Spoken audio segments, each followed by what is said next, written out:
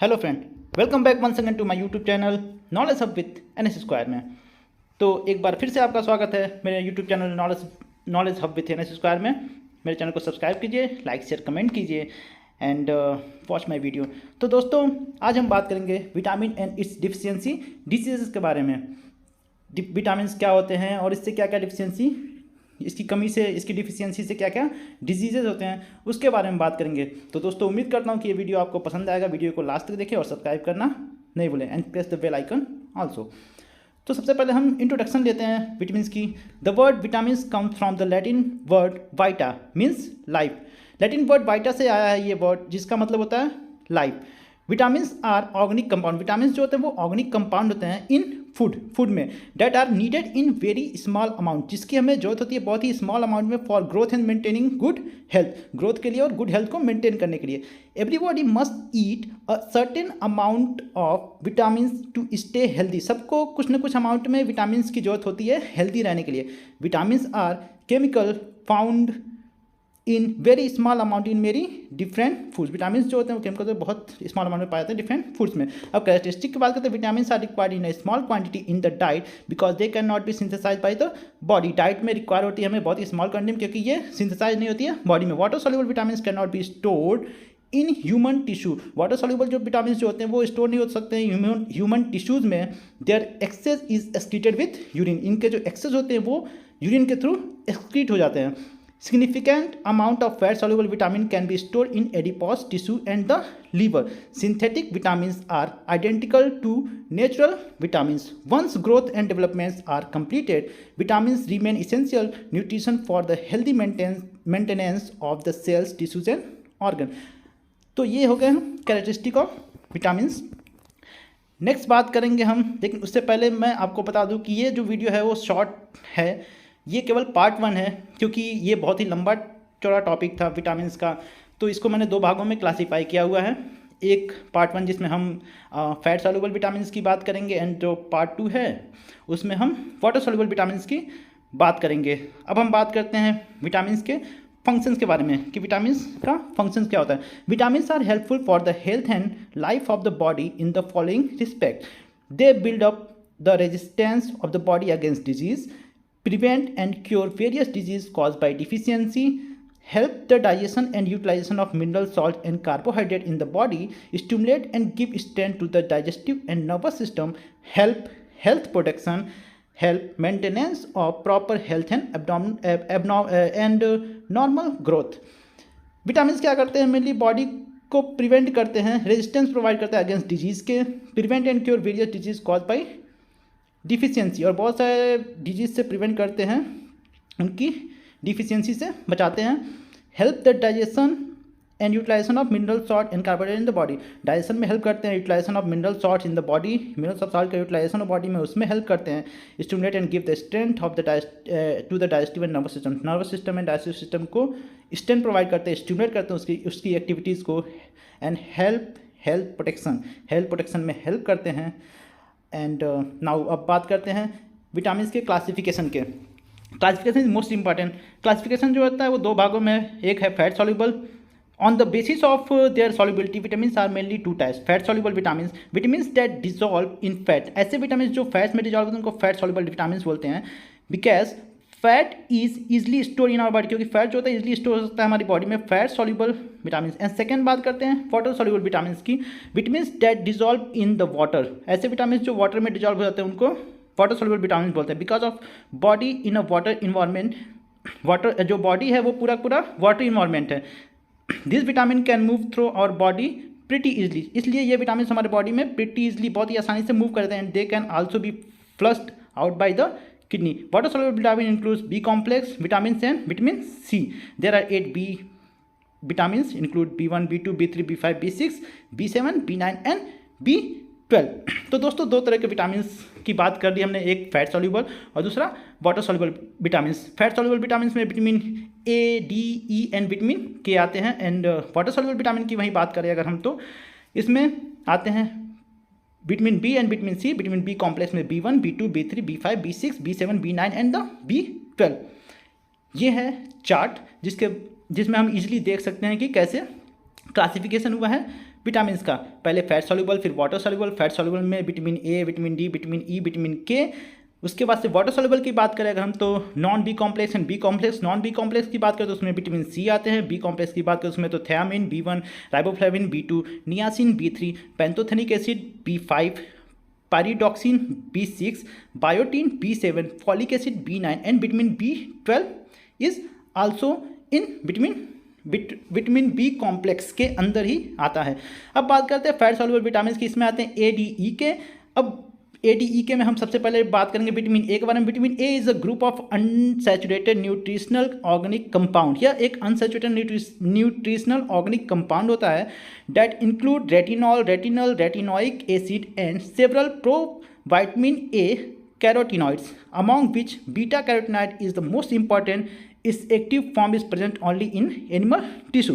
Daily requirement जो होता है वो मेन एंड वुमेन में 600 mcg होता है, प्रेगनेंसी एंड लैक्टेशन में 950 mcg होता है, इन्फेंट में 350 mcg और चिल्ड्रन में 600 mcg होता है।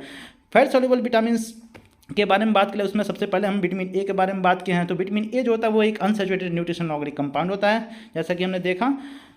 और डेली रिक्वायरमेंट जो है मेन एंड वुमेन में, उसके बारे में भी हम देख चुके हैं, तो पहले ही बता चुके हैं कि वीडियो में अंत तक बने रहिएगा दोस्तों। ये वीडियो बहुत ज़्यादा नॉलेज से भरा हुआ है, जिसमें हम एक एक विटामिन्स, उसकी डिफिशियंसी, हर टॉपिक को कवर करेंगे। अब हम बात करते हैं कि विटामिन ए के सोर्स क्या हैं। सोर्स किस चीज़ से हमको विटामिन ए मिलता है? Fish oil, liver, egg yolk, milk, cheese, butter. Vegetable sources contain provitamin A carotenes. Vegetable sources जो होते हैं उसमें प्रोवाइटामिन ए कैरोटीन्स कंटेन होता है। Yellow and dark vegetables and fruits are source of carotenes, जिसमें carrot, mango, papaya and spinach आते हैं। तो विटामिन्स अगर वेजिटेबल सोर्स की बात करते हैं तो उसमें कंटेन होते हैं प्रोवाइटामिन ए, जो कैरोटीन के फॉर्म में होते हैं, और yellow and dark vegetables. Function of vitamin A की अगर बात करें तो maintenance of normal vision. Normal vision को मेंटेनेंस में हेल्प करता है। Maintenance of normal cartilages and bone growth, cartilages and bone growth के नॉर्मल डेवलपमेंट में मेंटेनेंस में हेल्प करता है। Increase immunity against infection in children and anti proliferatory effect भी होता है। अब विटामिन ए की डिफिशियंसी की बात करें तो may be due to inadequate dietary intake की वजह से, इम्पेयर्ड इंटेस्टाइनल एब्जॉर्प्शन की वजह से हो सकता है, एंड क्रोनिक एल्कोहलिज्म की वजह से हो सकता है। तो दोस्तों इसकी वजह से इफेक्ट क्या पड़ेगा कि इम्पेयर्ड विजन होगा, night blindness, extremely dry skin, hair और नेल होंगे, epithelium metaplasia and keratinization and xerophthalmia, जिसको ड्राई आइज बोलते हैं। अब who is at risk? Risk में कौन होगा सबसे ज़्यादा इसका? तो यंग चिल्ड्रंस को ज़्यादा अफेक्ट करेगा। चिल्ड्रन विद इनएडिक्वेट हेल्थ केयर, अगर किसी चिल्ड्रन को अच्छे से हेल्थ केयर नहीं मिल रहा है उसको सबसे ज़्यादा इफेक्ट करेगा। And adult with the disease of, ऐसे अडल्ट जिनको डिजीज़ है पैनक्रियाज से रिलेटेड, लीवर से रिलेटेड और इंटेस्टाइन से रिलेटेड, उनको भी सबसे ज़्यादा इफेक्ट होता है। नेक्स्ट बात करते हैं दोस्तों कि too much can be toxic. Hypervitaminosis A lead to toxic symptom जैसे dry, itchy skin, hair loss, liver damage, skin coloration, loss of appetite, भूख कम लगना, headache and fatigue and blurred vision भी होता है अगर ज़्यादा एक्सेस मात्रा में अगर हम विटामिन ए का कंजप्शन करते हो। तो विटामिन डी की बात करते हैं तो उसको सनशाइन विटामिन भी कहा जाता है या कैल्सिट्रॉल भी बोला जाता है। Exist in two activated sterol form, यह दो एक्टिवेटेड स्टीरॉल फॉर्म में एग्जिस्ट करता है। पहला फॉर्म है विटामिन D2 जिसको कैल्सीफेरॉल बोलते हैं, दूसरा फॉर्म है विटामिन D3 जिसको कॉलीकैल्सीफेरॉल बोलते हैं। तो ये जो दो स्टीरॉल फॉर्म में प्रेजेंट होते हैं विटामिन डी, एक जो होता है जिसको कैल्सीफेरॉल बोलते हैं, दूसरा जो होता है उसको कॉलीकैल्सीफेरॉल बोलते हैं। नेक्स्ट बात करें सोर्स ऑफ विटामिन डी की। अगर सोर्स ऑफ विटामिन डी की बात करें हम तो सबसे इंपॉर्टेंट सोर्स होता है सनलाइट, उसके बाद से हमें मिल्क से विटामिन डी मिलता है, फिश से मिलता है, ऑरेंज जूसेस से मिलता है, एंड फोर्टिफाइड सीरियल से भी हमें विटामिन डी मिलता है। ये हम देख सकते हैं। डेली रिक्वायरमेंट क्या होता है तो मेन एंड वुमेन में 0.01 mg का रिक्वायरमेंट होता है विटामिन डी का, प्रेगनेंसी एंड लैक्टेशन में 0.01 एंड इन्फेंट एंड चिल्ड्रन में 0.01 mg का रिक्वायरमेंट होता है। अब हम बात करते हैं फंक्शन ऑफ विटामिन डी का। Maintenance of adequate plasma level of calcium and phosphorus, metabolic functions को भी अच्छा रखने में हेल्प करता है विटामिन डी। बोन मिनरलाइजेशन में भी हेल्प करता है एंड न्यूरोमस्कुलर ट्रांसमिशन में भी हेल्प करता है विटामिन डी, तो बहुत इंपॉर्टेंट है विटामिन डी का। अब बात करते हैं विटामिन डी के डिफिशियंसी से क्या होता है। May be due to limited exposure to the sunlight, अगर सनलाइट का लिमिटेड एक्सपोजर होगा तो भी हो सकता है, डाइट डिफिशियंसी होगी तो भी हो सकता है, एंड रेनल डिसऑर्डर हो तो भी हो सकता है। इसमें क्या होता है, तो रिकेट्स होता है विटामिन डी की डिफिशियंसी से, ऑस्टियोमैलासिया इन एडल्ट, ऑस्टियोमैलासिया एडल्ट में होता है, hypocalcemic tetany due to neuromuscular dysfunction, hypocalcemic tetany due to neuromuscular dysfunction. और ये कुछ इमेजेस देख सकते हैं आप, रिकेट्स का क्या प्रभाव पड़ता है। नेक्स्ट बात करते हैं दोस्तों विटामिन ई के बारे में। Vitamin E refer to a group of compound that include both tocopherol and tocotrienols. They are naturally occurring oxidant, ये नेचुरली ऑकरिंग एंटीऑक्सीडेंट होते हैं। It is also called anti ageing factor, इसको anti ageing factor भी बोला जाता है। The word tocopherol is derive from the word toco meaning child birth and pheros meanings bear. It is yellow oily liquid freely soluble in fat solvent, यह एक yellow oily liquid होता है जो freely solvent होता है इन fat solvent में।